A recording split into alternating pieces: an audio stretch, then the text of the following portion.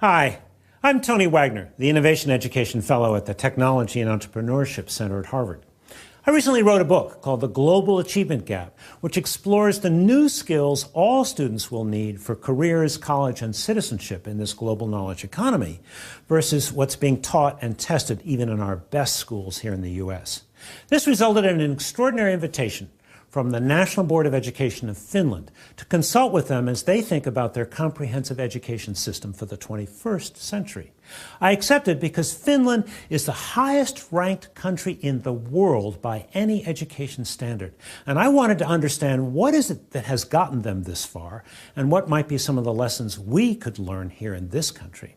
So join me as we take a trip to Finland to learn about their extraordinary education system.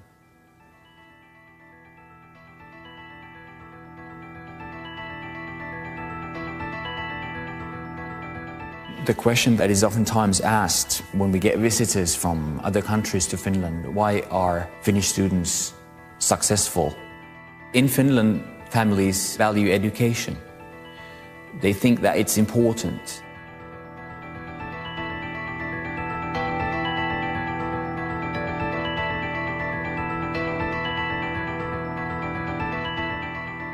We offer the same system for all the pupils. No matter what their social background is, no matter what their parents do and so on. So everybody gets the same, similar education.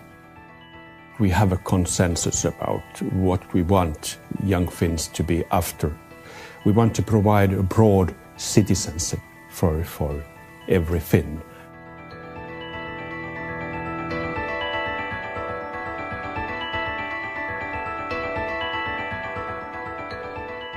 There is no one reason for Finland being on the top in all these rankings. I would say there are many mutually interactive factors. Politicians, principals, teachers, universities have all understood that this is actually the only resource that we have in Finland that has to be taken good care of. The brain, the young people, the education. So these decisions have all aimed at the same goal, to be able to provide our kids with the type of education that are making them possible to compete at the international work market.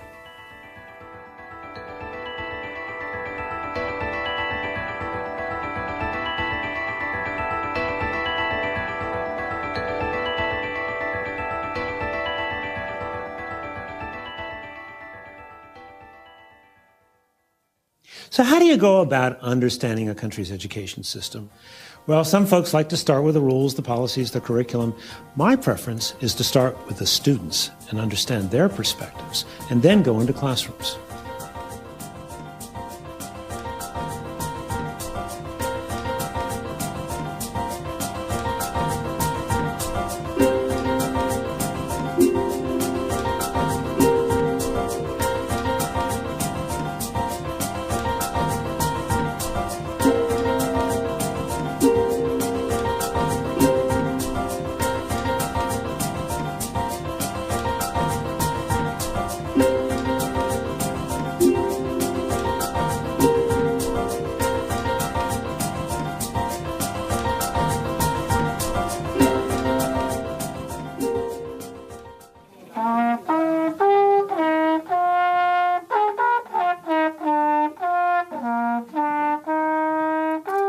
While we were in Sippo, I visited an elementary school, grades 1 through 6. A couple things stood out for me. First of all, the size of the school, small. Their schools, elementary, middle, and high, are much smaller than ours because they understand the importance of more intimate working relationships between teachers and relationships between students and teachers. Class size also tended to be smaller, on average about 20. But the other thing that stood out was in this particular lesson I observed, where students were learning about different sources of energy, both renewable and non-renewable, in second grade. But after they'd been studying energy for several weeks, the teacher asked them to write a puppet show, imagining that the power had gone off in their home, and then representing what would happen. Real life experience, thoughtful concepts, and the arts integrated into one curriculum. What is your dream? What would you like to do or accomplish in your future? And it's okay if you say, I don't know right now, but it's okay if you just have a dream, just a thought about the future. What is it that you would like to do in the future at some point? A Disney animator. A Disney animator? Yeah. Okay. Vet. A vet? I'd like to be an engineer. I play ice hockey. So if I can't play in the SM League or so I like to own Coca-Cola. All right. Well, I have always wanted to be a musician. A musician. Okay. I just want to be rich and live in Bahama Islands. So, I don't really know, but maybe a teacher. It would be cool to act or do some other things with movies and so on. Or to be, tietääkö joku mikä on nuoriso- ja vapaa-ajan ohjaaja? A youth leader. a youth leader. Okay. Psychologist. Psychologist. Good.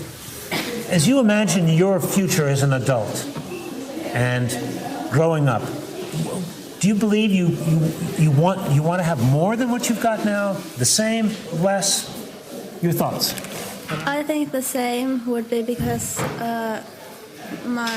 we're living in a quite good standard, my family, and I think it's more important that I like my job and what I do than how much I earn money. I agree. It doesn't matter that much how much money you have. It's like not that big deal. But as much as you need money. It's more important to me to love the things that I do than have the money. I also agree with the fact you have to like what you do, but if you don't make any money, like if you want to be an actor and then you just can't get a job, that is not wise. I don't think so. So I am pretty satisfied with the situation at my family's, so more or less the same. Mm-hmm. Yeah. Jobs that give you much money also take usually lots of time. So if you hate what you do but get millions of euros, it's not worth it. So less is sometimes more. I agree too, but I'd like to be a millionaire too. But we used to have 45 minutes, and then we used to have also these like double lessons, so we had like 90 minutes lessons. And they changed it because, you know, when a class starts, the first 5 minutes go to that everybody sits in place and is everybody now here, and then the last 5 minutes usually go that everybody is putting away their stuff. So now they thought, okay, now we save time, we just take a bit longer lessons. So we arrive at school maybe something like 8 o'clock, but if you're lucky you can come to school later. Like 10 11 or last year I had or we both had actually like almost every day from 8 till 4.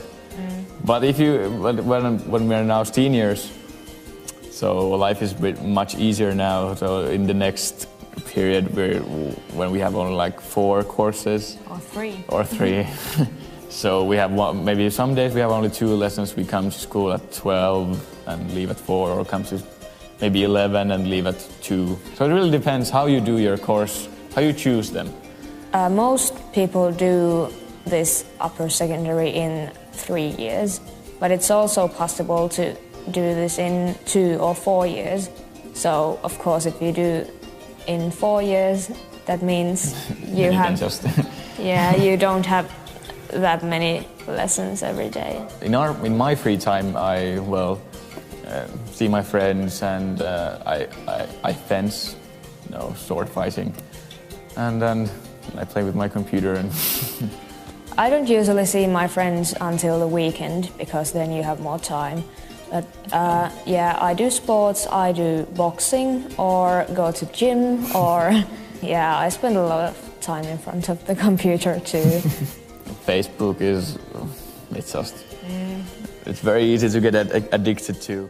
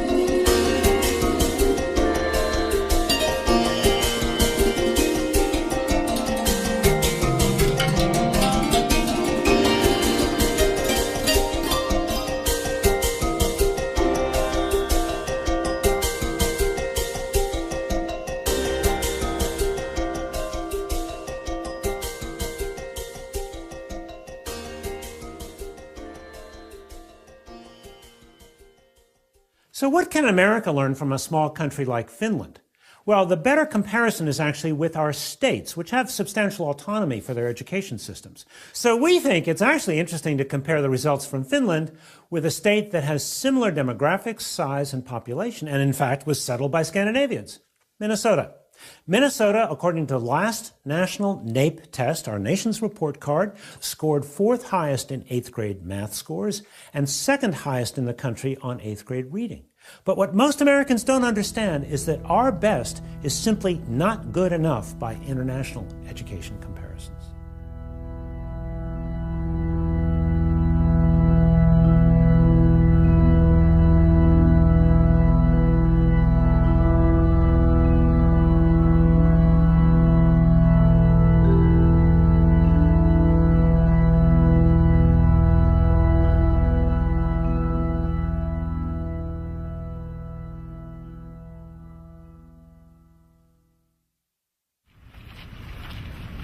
So we're here to visit a Finnish school which is connected to the university that does teacher training.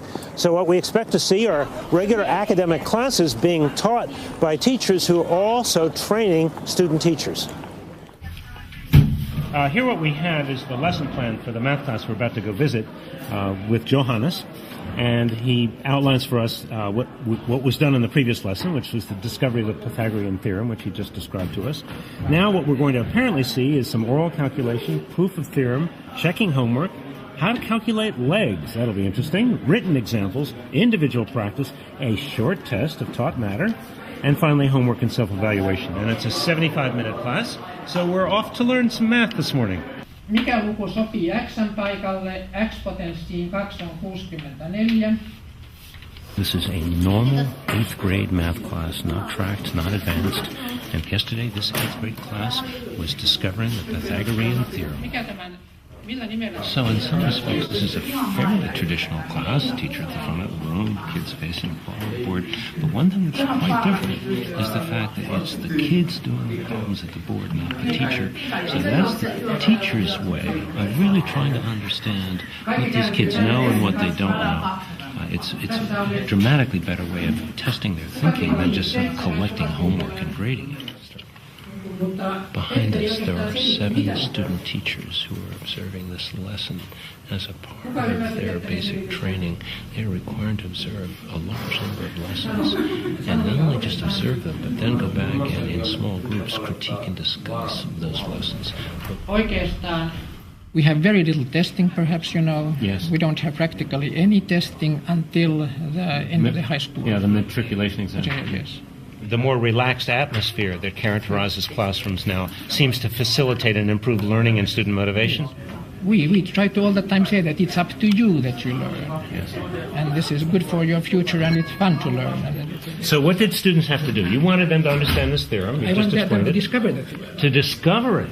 Discover the theorem. Well, that's a really important distinction, isn't it? Yes. The emphasis is not so much on mechanical performance, but on using math in concrete situations and sort of understanding the math. Mm-hmm. Our school system is very much oriented toward this kind of understanding and reading and also some problem solving and this kind of things. Mm-hmm.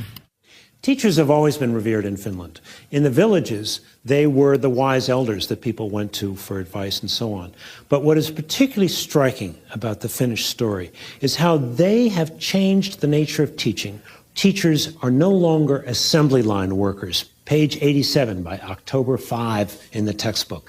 They have become knowledge workers working collaboratively, thinking of their classroom as their laboratory for continuous innovation, trying to understand how to ensure that all students achieve at very, very high levels. Teachers are the ones who facilitate students to create, to do knowledge work together. And this kind of a knowledge co-creation happens in these learning environments. Today, teachers in Finland lead this kind of a multi-professional work together with those who work in libraries, science centers, museums. If you want to become a teacher, you have to do pretty well, and also you have to have pretty high marks, high grades to be able to enter the university. And if you do well, then you might be accepted. Not everybody who succeeds really well and has good grades, they are not automatically accepted. In a lot of countries, teaching is something that those people who can't get other jobs do. But in Finland, it's a job where people apply to the teacher education and to be teachers. So it's an esteemed profession. Young people in Finland, they want to be teachers. And we get very competent teacher students. We have 5-year study programs for all teachers, both class teachers and subject teachers. Subject teachers, they major in their subject, and class teachers, they major in educational studies. So it's 3 years of bachelor's and 2 years of master's. I've been a student. It's quite rare that all teachers have the university master's degree. Yeah. I think most countries don't have that. It's probably one factor. The main reasons for our success, I would say, that it's teacher education, that we're able that we have teachers that all have masters. We call it a research-based teacher education. And it means that it's much more important to learn to think pedagogically and be a reflective, inquiry-oriented teacher.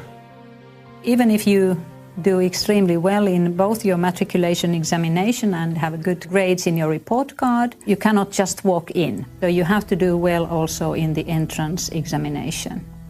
And for that you have to study quite a lot, I'm afraid, because the percentage who manage to start their studies at the university, that's quite low in Finland. We have much more applicants than what we can take in. So teachers' profession is very, very highly appreciated here in Finland. This year there were 1,600 applicants, and we could take in only 10% of those people. But if you manage to get into the university, so you start your subject studies, they have to have a degree in these subjects that they teach. They have lessons, they have tutorials, they have small group discussions at the university. Then they sit down with the supervising teacher, and then we actually start planning the lesson or lessons. They write a lesson plan. Usually they plan their own teaching. We discuss it, and then they make the changes. They send it back to me again, and then they give their lesson. After that we have a quick feedback session with the students who have also been observing the class. These feedback sessions, they are very, very important. Actually, it takes a lot more time to actually fulfill one lesson. So it means that the students we get in, they are very motivated and they are very, very well educated when they come in. So they are very high quality students. Of course, sometimes we do have cases where we just have to say that, okay, maybe you should do something else. This is not maybe your place, but very rarely. Ovat ihan virkamiehiä, jotka on nimitetty virkaansa.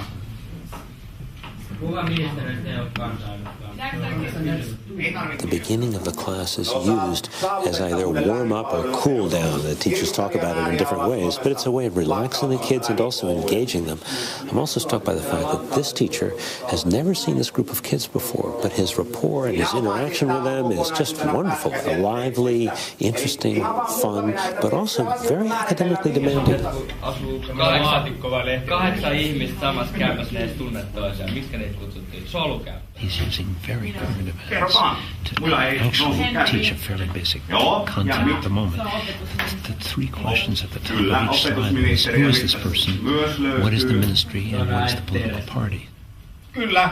Tänään itse asiassa käsitellään juuri tätä aihetta, että millä tavalla se luottamus säilyy niin kansalla kuin eduskunnalla, esimerkiksi ministereihin tai kansanedustajiin. Seuraava pari. Valtioneuvoston. Tämä laitetaan vihkoon nyt ylös. Fascinating little debate taking place now. The student teacher just put up the frameworks for comprehensive education that was approved by the ministry some years ago. And the student just said, well, do you think the ministry has lived up to the promises they've made about what a good comprehensive education should be? So now they're debating the quality of the education they've received versus what was being promised to them. Whole group asked very tough question. Yes. Maybe, I think. Yes. But fortunately, you have very good knowledge of the subject. Not once you were lost. What do you think about the lesson? I thought it was very nice. I wouldn't have spoken so much in the lesson, and I would have given them more space. But it's a difficult subject, and they ask questions all the time, so it took the time. The challenge for any of us as teachers is what Ted Sizer said, which he said, less is more. Yeah. Doing less, going in greater depth. Yeah. Again, maybe too much talk from me, and I like to have a little bit more activity for students. Yes. I understand also your problem that you have had so much to teach that it's very difficult to cut. They observe our classes in multi-subject groups. So all those who are considering coming to the teaching practice follow lessons given by us. We just teach. We do our everyday work, and they follow us. So you're really modeling the behavior, or behavior being of transparency, right? You're having whole groups of kids, future teachers, come in and watch you teach. It's true. And in part, which, as I hear you say this, you're saying that this is the norm. That the norm is we're going to watch each other teach all the time. Is that a fair summary? The stage is open for everybody. You could drop into any classroom here and watch. And it's also encouraged before they start teaching themselves. So we have these observation sessions ongoing all the time. And they're told what to be looking for? The questions that we have designed for that purpose they are quite simple. What did you see? It could be one question. What would you have done differently? What are your thoughts about some points? 3 very simple questions. Because we realized these 3 simple questions might, in a way, lead their concentration to the content.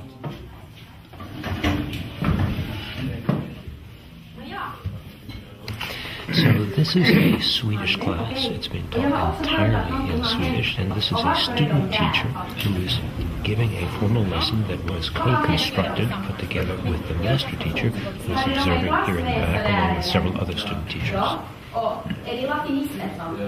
The teacher trainer has sent me the lesson plan by email on Sunday, and I've been commenting on her plan and ideas through email correspondence. And she's been reviewing it and sending it back to me. What I do now during the lesson, I have the lesson plan in front of me and I comment on it, looking at the things she does and probably giving her hints what could have been done differently. And she gets right away my comments after the class. Of course, we also discuss the lesson face to face after the class.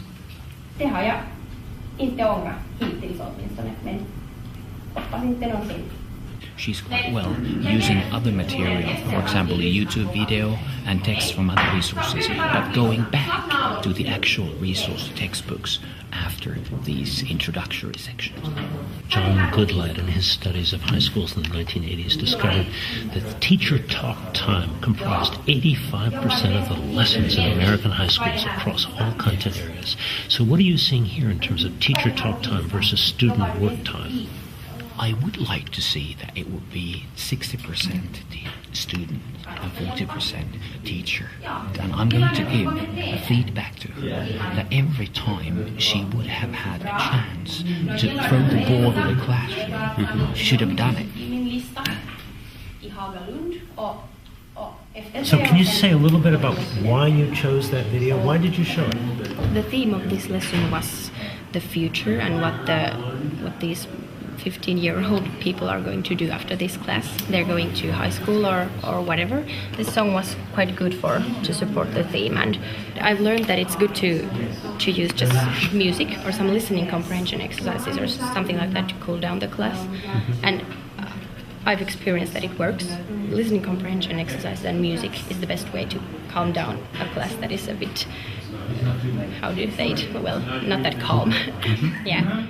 So I've just spent the day observing classes, talking to teachers and students, and trying to better understand what is it that actually happens in classrooms that accounts for these extraordinary results.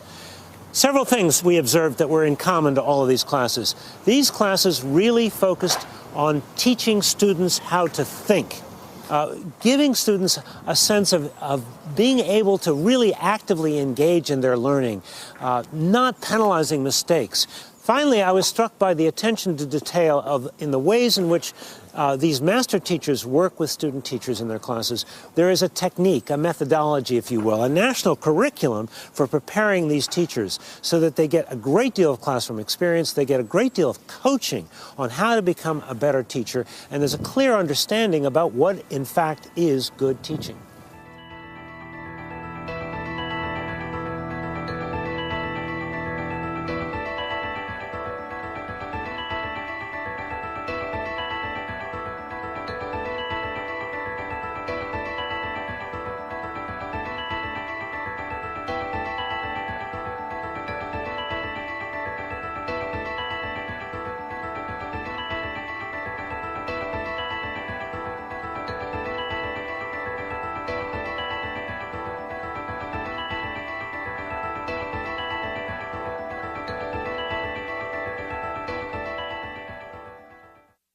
In Finland, we have got a high living standard, and almost everybody can travel and have houses, and it's enough. It was very satisfied for me to hear from my daughter that she doesn't want anything more.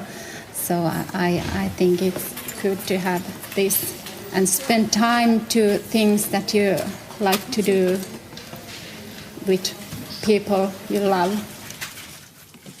We've had a chance to explore what Finnish students do in the classroom, but what do they do after school? Well, a 9th grade girl and her mother were kind enough to invite me into their homes so that I could better understand how they spend their free time and their parents' perspectives on their children's work.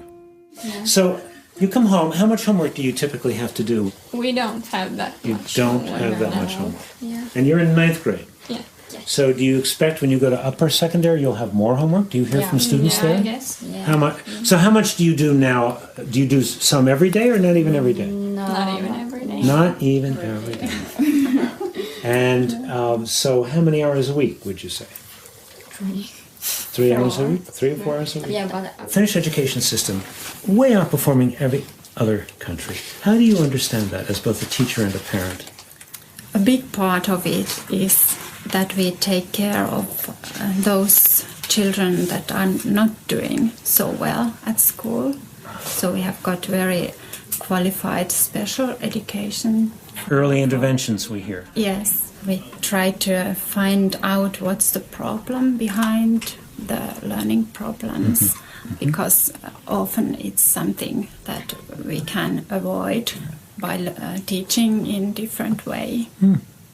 So here is our class. So we had a thema day in school. What was the theme? We are mafia family. I kind of guessed. Yeah. So also homework. I'm not concerned about that at all. I've always known that they do their homework. I never check if they do You don't have to check. You don't. No. Do you even ask what's your homework, or how much homework do you have this week? No. Sometimes when I try to be a good mom. I had a chance to visit some schools while I was in Finland. The Sippo school was especially interesting. We spent some time in elementary classes, but then we went over to the high school. Now, high school there is grades 10 through 12, and what is particularly interesting about what they call their upper secondary is that students have a choice between a more academic track or a vocational track. About 40%, 45% choose the non-academic technical track, because they know that's going to prepare them for a good job right out of high school. There's a respect and a dignity about all work in Finland. And what matters most is the skillfulness and intelligence you bring to whatever job you may have. A long time ago, I went to the technical university, and I studied electrical engineering and electronics. And after that, I have been working at different companies for 30 years. I wanted to decrease the stress level because I was a technical director in a company, and this is how I did it. I started to teach something I have learned. One big finding was that experts don't know how people learn, because there are many different understandings. So I'm trying to understand how it really happens in practice. So, yeah. What I like in teaching is many things. This is demanding, a lot of challenges. You can see the results. You have long summer vacations. What else you need? In practice, all students here may also select courses from the academic side. It's possible also in the opposite way, even though not many are doing that. Directly after basic education, young Finns go to about 45% go to vocational education and training. About 50% go to upper secondary general schools. The balance between vocational education and training sector and upper secondary general sector is very good for Finland, and we set a policy target a decade ago for us that we should actually have more balanced situation in Finland. Reasons behind it, there must be actually developments of vocational education and training sector. However, there isn't any dead ends nowadays. We have actually made our education system so flexible that actually you can continue studies after vocational education and training at universities, or you can actually come back to general education if you want to. So it's very open nowadays. In American schools, technology is primarily introduced as an aid for the teacher's presentations, whiteboards, PowerPoints, and so on. But in Finland, the emphasis is much more on the students using the technology for their learning. How long have you been teaching here in the upper secondary? 26 years. Oh, just starting then? Yeah, in that same school. Yes? 26 years. That's yes. a long time. Yeah. So have you seen much difference in the students? Are they different to teach now than when you started? I think students are almost the same, but relationship between students and teachers are better nowadays. In what ways? We are working together more and more. Oh, that's excellent. Yeah. We just had a nice 25-minute lunch in the school cafeteria, but you told me your class started 25 minutes ago. Yeah. You mean you trust them to work on their own? Yeah. I trust them to work alone, and they have, deadlines. Yeah. Then what they have to do, and they have this learning environment Moodle, and they make maps there. And So tell us about Moodle. Moodle is a learning environment. And you can put all kind of material, and you can discuss, and you can evaluate with Moodle.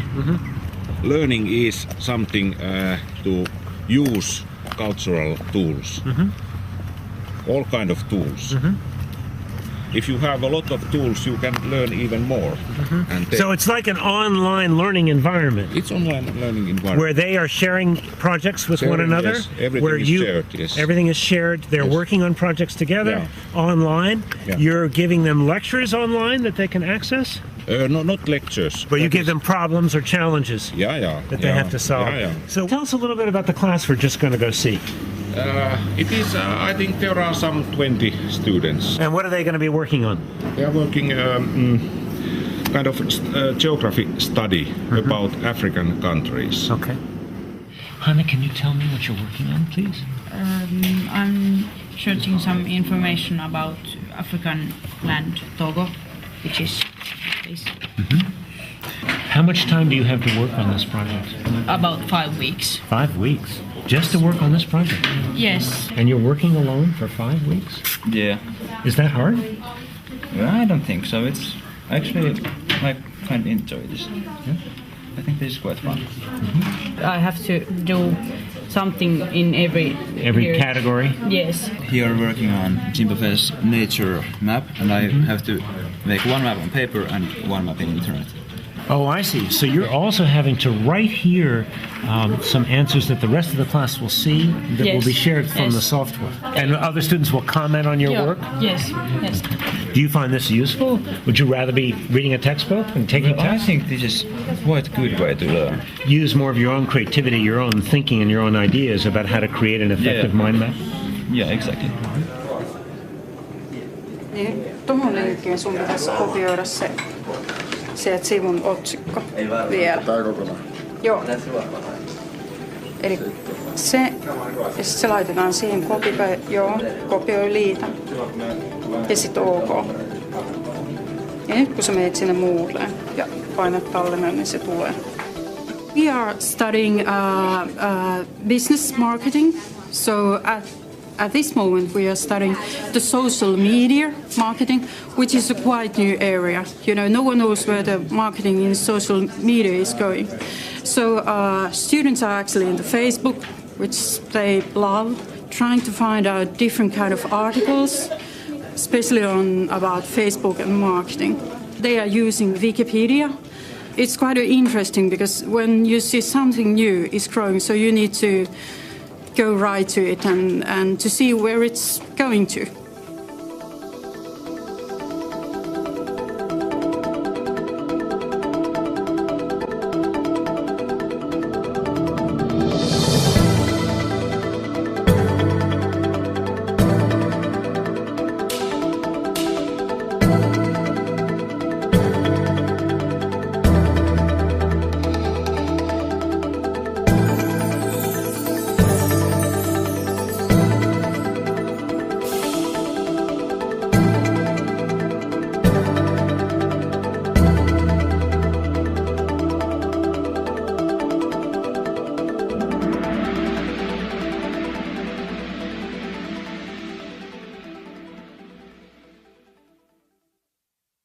Innovation and entrepreneurship education came into our curricula 15 years ago approximately. It should be included in every teaching and every subject. What does it mean to educate an entire country to develop the capacities for innovation? Finland is among the top 5 countries in innovation, global competitiveness, and entrepreneurship. But yet this country is now asking what I would say are some of the post-industrial questions.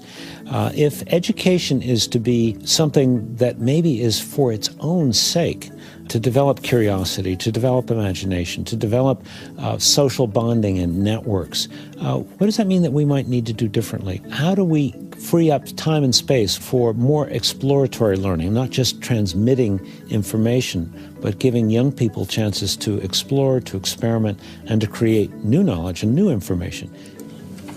I was 16 when I started my company. We have 3 full-timers, like I am.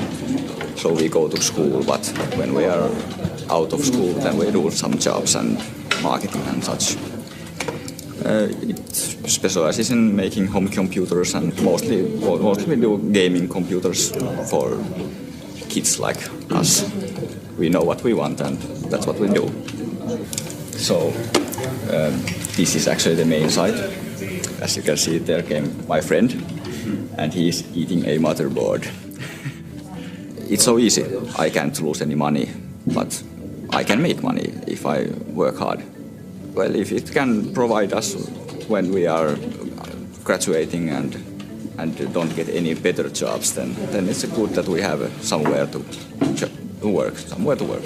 You know, by luck, I stumbled on this student project in one of the schools where students were learning about innovation and entrepreneurship by forming teams that had to produce a new product or service overnight. Quite literally. They were spending the night in schools with their teams and with adult chaperones, learning the skills of innovation and entrepreneurship. You know, it's a very rare school in our country that teaches anything like that. We have some schools that do an extraordinary job of giving all students a work-based internship. Some schools that enable students to do what we call service learning, community service. But I think in Finland, these things are far more common, whereas in our country, they are the exception to the rule. Tell us a little bit about this innovation camp. What is it about? Well, it's about what is called entrepreneurship. Yeah. Okay. And we're here to, how do I say this? Well, people are coming here. We are forming groups, 5, 6, 7 people about in a group, and they're going to start a business here. Is it true you're going to be here all night long? Yes, 24 hours, 26. 26 hours? Yes. What is the point of being here all night long? It exhausts you to a limit where you really got to push it to the limit, yeah. Well, if you hang around for 24 hours with the same people over here, well, you learn to know the people that you're working with, so you get better teamwork. Teamwork, of course. And think more freely, not so... More open-minded. Yeah. Okay. Yeah. Well, you have to be really social in these things. Really, it's not that obvious for everyone. So, well, people may think that you can. Well, I can make a company of my own and I can do it all by myself. I don't need any help. That's not true. You learn it here.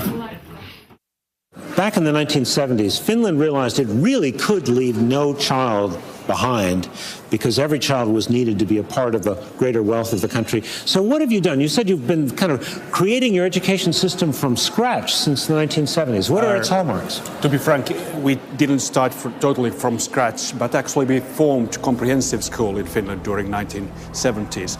The comprehensive school is intended for all,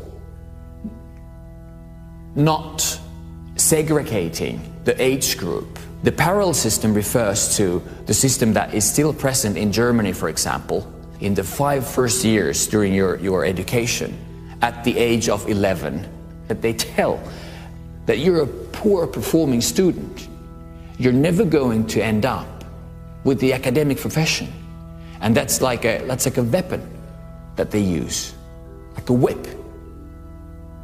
And it's totally different from the idea that we have about education, providing everybody the same possibility, the same opportunities, even the same curriculum. We started to discuss about the possibility of a single and unique and equal education for all. And it took 5 years to discuss that, but finally it came into force in 1973 that there should be a kind of basic education that is similar for everyone regardless of social or economic background. The system in Finland relies on the principle of equality and equity. As a parent, you are sure, wherever you live in this country, that your child is getting same type of education with same type of curriculum. So it's equal and it's free.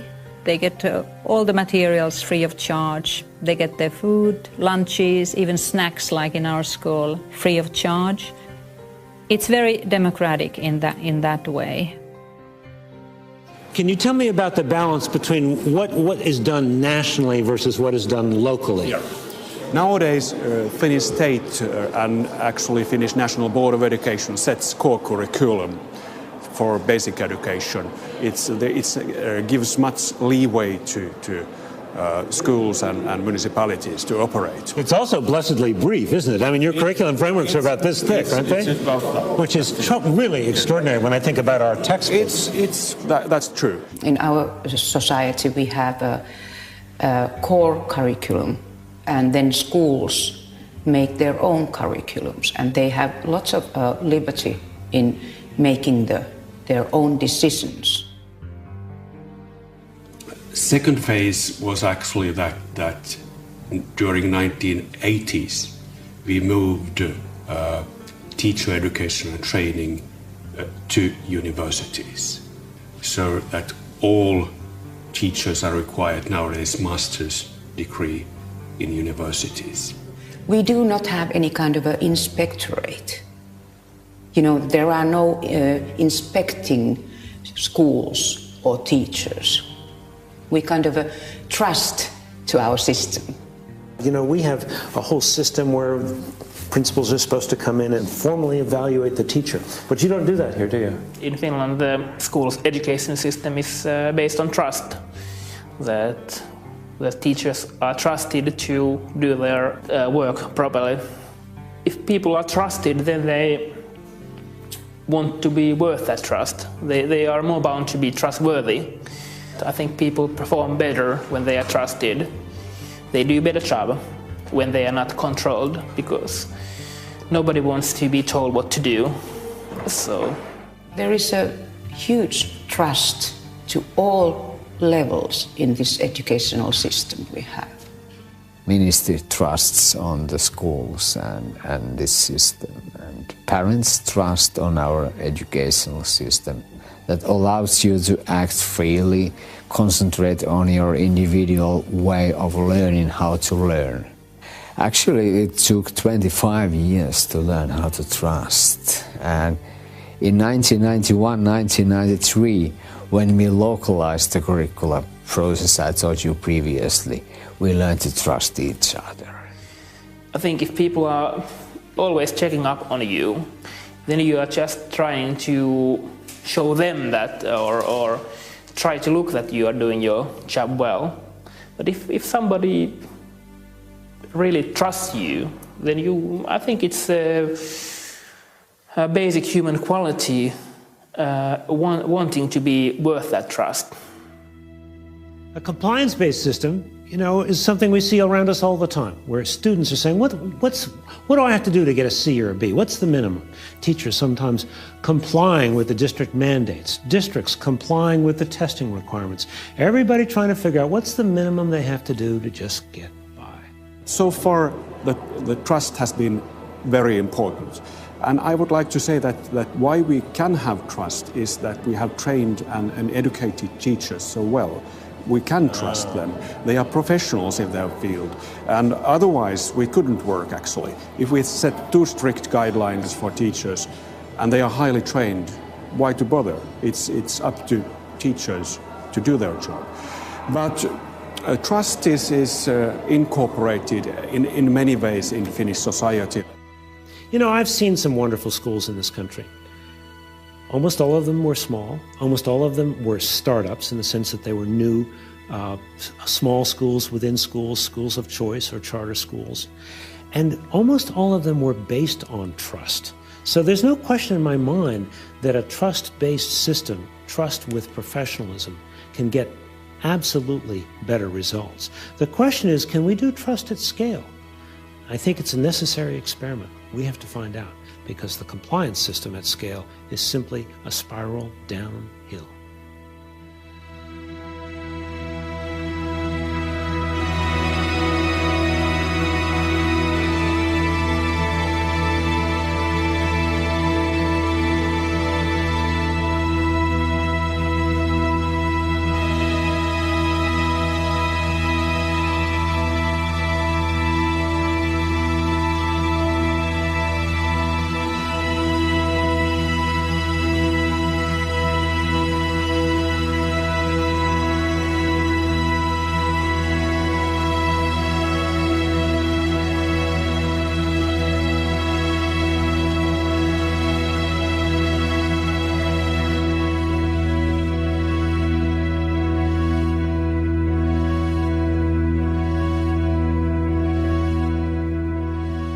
I went to Finland as a guest of the National Board of Education, who was sponsoring, along with the Finnish Ministry of Education, a conference called Education 2020. And they had invited some of the leading policymakers, educators, and so on to come and really talk about how the comprehensive education goals may need to be shifted or changed in the coming years for all students in Finland.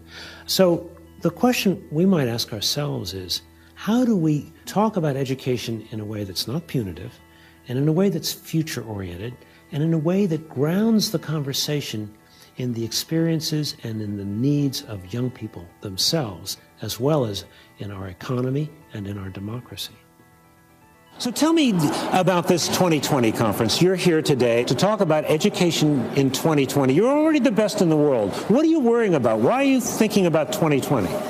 Although PISA tables say that we are topping many of the PISA studies, our national evaluations show that we have areas where we need to go further. For example, writing skills, communication skills. But to be more profound, it is about education itself. What are the outcomes of education? And there we have to bear in mind that we have been too strictly academic so far. So it's not enough to memorize things. We should actually learn how we use the knowledge. It's not distinction between 21st century skills or academic skills. We need both. And we don't want to abandon the good situation we have in academic skill area. No, that's definitely true. It's much more important to learn to think than to learn to repeat some basic subject matter things. Family values are important, education is important, reading is important. It's important to understand reasons behind things. Concentrate, read, dream, talk, understand, reason, find solutions yourself. Finnish education is still too subject-oriented. We should actually highlight thinking skills, collaborational skills, that kind of skills which are more higher order.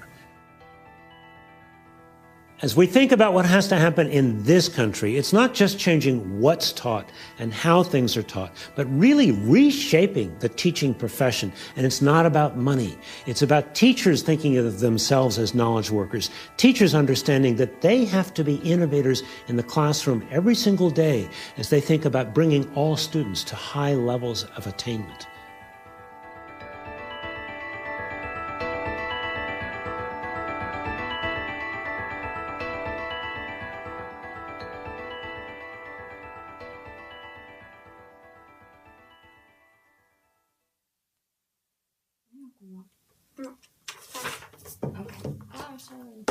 Yeah, I don't know her play this like good, but yeah, she's good. No.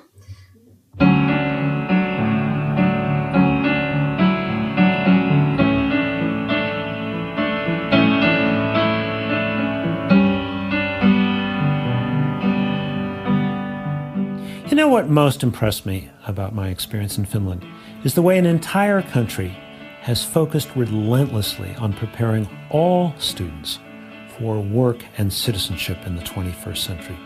But the real question is, what can we here in America learn from their experience? Clearly, they're a very different country, different culture. Our country is far more heterogeneous and larger. And obviously, what works in one country may or may not work in another. Nevertheless, I think it would be a serious mistake to just dismiss Finland. In fact, I believe we need to see Finland as a laboratory for 21st century educational innovation, a place that has done sustained research and development to create a truly world-class education system for a new century. Oh, well done! Good job!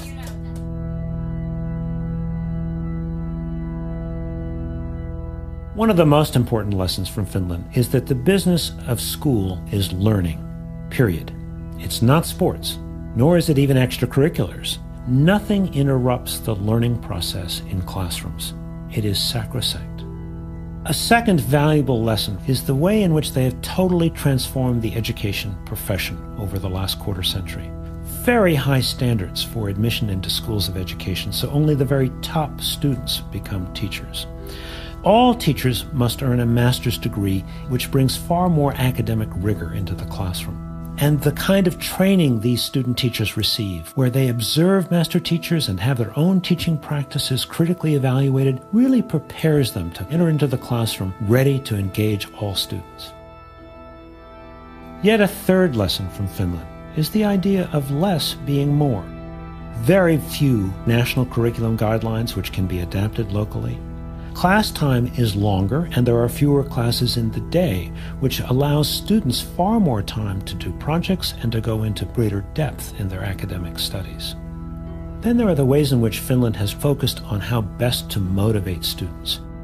The students have many more choices for the projects they pursue in their classes, and the arts are far more well integrated into every class. But perhaps most important, by developing a very comprehensive vocational education system at the high school level, which prepares students for jobs immediately out of high school. I have to wonder that if we gave every student the choice of a high-caliber vocational education system in every high school in America, might we not be able to significantly reduce our epidemic dropout rate? But what I found most surprising of all is the way in which the Finnish education system is built upon trust. The ministry trusts the municipalities to adapt and adopt the national curriculum as needed. The municipalities trust the teachers and the schools to do what's right. The teachers even trust the students to use their time wisely and to use the internet and other technologies responsibly. Of course, trust doesn't happen overnight. The Finns began with developing a real consensus about the importance of education and the purpose of education. This consensus has enabled Finns to work far more collaboratively and cooperatively to prepare all of their children for a rich and satisfying and productive life in the new global knowledge economy. So is there anything Finland might learn from some of America's best education practices? Actually, I think there is. In the best schools that I've seen in this country, students have digital portfolios and publish their work. Teachers videotape their own and one another's lessons, leading to a kind of transparency for all students and teachers in learning and teaching. So of course we have some wonderful teachers in extraordinary schools here in America. But what was so inspiring about Finland is the way in which they are doing this kind of high level of education for every single student in the country. For me, this is the Finland phenomenon.